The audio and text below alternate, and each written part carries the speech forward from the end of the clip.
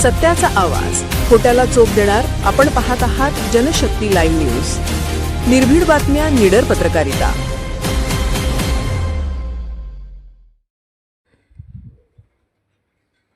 अल्पवयीन मुलीवरील लैंगिक अत्याचार प्रकरणाचा पोलिसांकडून जलद तपास करत आरोपीला तात्काळ अटक. नागरिकात समाधान.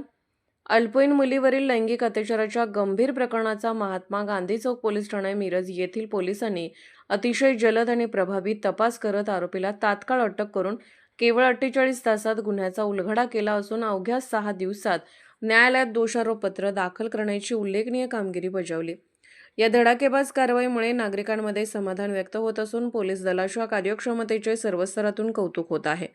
दिनांक 2 फेब्रुवारी 2026 रोजी मिरज येथील रेल्वे पंढरपूर चाळ परिसरात घडलेल्या या घटनेत 5 वर्षाच्या अल्पवयीन बालिकेवर अत्याचार झाल्याची माहिती समोर आली होती. या प्रकरणी महात्मा गांधी चौक पोलीस ठाण्यात गुन्हा क्रमांक 46/2026 नोंद करण्यात आला होता. पोलिसांनी तात्काळ तपासाची चक्रे फिरवत आरोपी विजय अँथोनी कांबळे राहणार रेल्वे पंढरपूर चाळ मिरज याला शिताफीने अटक केली.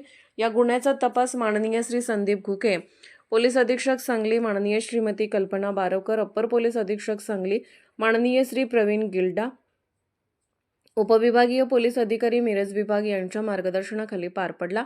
तसेच श्री संदीप शिंदे, सहाय्यक पोलीस निरीक्षक व प्रभारी अधिकारी, महात्मा गांधी चौक पोलीस ठाणे मिरज यांनी तपासात विशेष पुढाकार घेतला.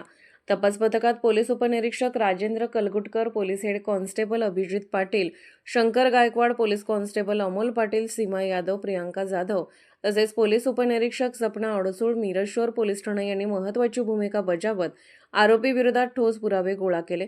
पोलिसांनी तातडीने वैज्ञानिक पद्धतीने तपास करत पुराव्यांच्या आधारे आरोपीविरुद्ध सक्षम दोषारोपपत्र न्यायालयात सादर केले.